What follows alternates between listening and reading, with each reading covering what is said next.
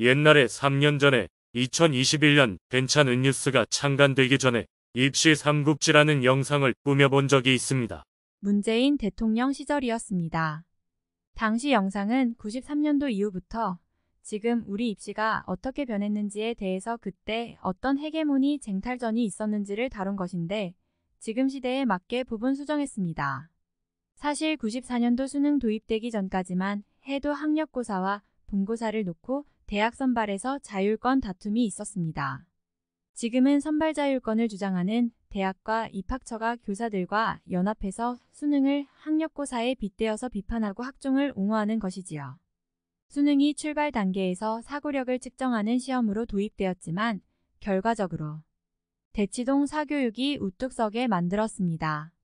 학교 교육을 통하여서는 수능을 준비할 수가 없었던 것이죠. 그러니까 학종은 교실에서 이뤄지는 것으로 평가하니 학교 교육으로 준비할 수 있다는 점이 교사들이 호감을 갖는 이유입니다. 그런데 그러면서도 대학 입학처는 뽑고 싶은 사람을 뽑을 수 있고 왜 뽑는지에 대한 영업기밀도 반만 흘려주면 된다는 점에서 역시 매력을 느끼는 것입니다. 우리가 역사 시간에 배운 소위 말해서 신라 백제 동맹 나제 동맹이 결성된 것이지요. 수능이 사고력 중심 시험인데 그러다 보니 우리 학교는 사고력을 키우는 교육 준비가 안 되어 있어서 학교 교육을 통해서 수능을 보게 하겠다고 EBS가 도입됩니다. 내신 제도가 도입되니 또 다른 사고력 시험을 별도로 본다고 해서 논술 전형이 들어오고 그래서 삼국시대 때처럼 사실 삼국은 아니고 오국체제가 됩니다.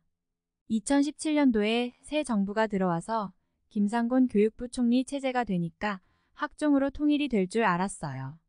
그때는 수능도 이제 절대평가가 되는 걸로 생각을 했었고 그런데 이때 여기서 우리가 아는 대입 공정성 강화 조치 이게 들어오게 됩니다.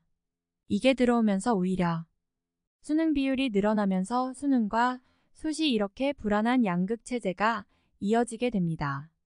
이제 우리는 2025년도부터 고교학점제를 시행하고자 합니다. 21년 제가 촬영한 영상은 아직도 남아있지만 당시 제 발언은 특목고를 일반고로 전환하려고 하는데 이게 될지 안 될지도 모르겠고라고 했습니다. 지금은 특목고가 남은 상태에서 고교학점제라는 것을 시행해야 되는 상황입니다.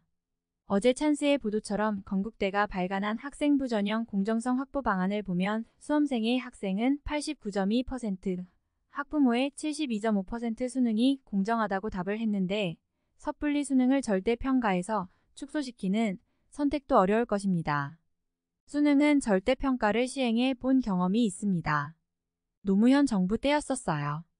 2008년도 수능시험이 유일무이하게 등급제였는데 당시 현장에서 몇 안 되는 표본조사이기는 하지만 수능 등급제가 기회의 박탈이라고 생각하는 학생들은 상위권이 아닌 중상위권 학생들이었습니다. 앞뒤가 다른 표현은 이명박 정부 때 지금의 장관이 만드십니다. 어느 누구의 어떤 재능도 놓치지 않겠다라고 하면서 입학사정관제도가 확대되어지는데 온갖 발명 대회가 나오고 봉사왕이 나오니까 이 폐단을 줄여서 학교 교육과정을 평가하는 방식으로 학생부 종합 전형으로 이름이 바뀌게 되고 지금까지 이뤄지고 있습니다.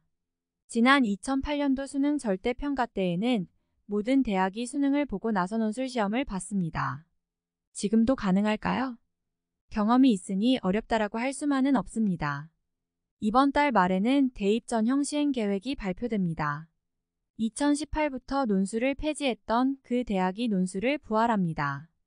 그 대학은 지난 2015년 논술을 폐지하고 특기자와 정시 전형을 축소하는 입시 개편안에서 정시 비율은 15% 안팎으로 줄이는 혁신적 방안을 들고 나왔습니다.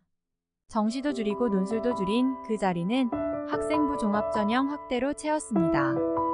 이번에는 다시 부활입니다. 다시 그때의 출발점에 돌아가 있는 것입니다.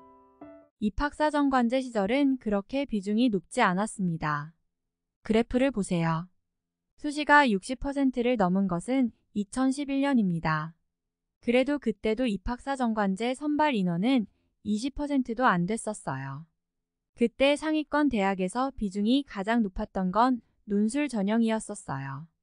논술 전형이 수시에서 차지하고 있는 비중이 고려대 37%, 성균관대 48%, 외대 42% 이런 식이었고 연세대는 논술 전형보다 특기자 전형의 비중이 더 높았습니다. 그래서 그때는 외고 국제고 그리고 영재고를 가야 되는 상황이었었고 지금과는 상황이 또 다른 게 그때는 의대가 의학전문대학원이라고 해서 학부에서 모집을 하지 않았습니다.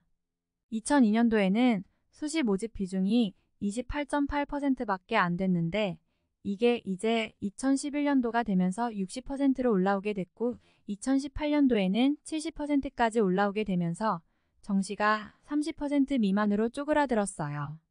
그 상황에서 김상곤 교육부 총리가 취임을 했기 때문에 이제 수능 절대평가가 되는 건 상수라고 생각했어요. 마치 신라의 진흥왕 때처럼 학생부 종합전형으로 통일하게 된다고 생각한 것이죠. 대입 공정성 강화 조치는 외생 변수였습니다. 삼국시대로 보면 당나라인 셈이죠. 학종으로 통일할 줄 알았더니 오히려 감사의 대상이 되었지요. 그렇지만 고교학점제로 포장지를 바꿔서 학종은 다시 권토중래를 노리고 있습니다. 그런데 내신 절대평가. 하나의 전형으로 통일하지 못하는 것은 지방대학 때문입니다. 지방대학은 수능 전형으로 학생 모집을 할 수도 없지만 학생부 종합 전형으로도 학생 선발을 할 수 없습니다. 오직 교과 전형인데 고교 내신이 절대평가가 되면 약간 복잡하고 곤란해집니다. 입시는 부족한 일자리 부모의 욕심 이런 것들이 있는 동안은 평화로운 시대가 오지는 않습니다.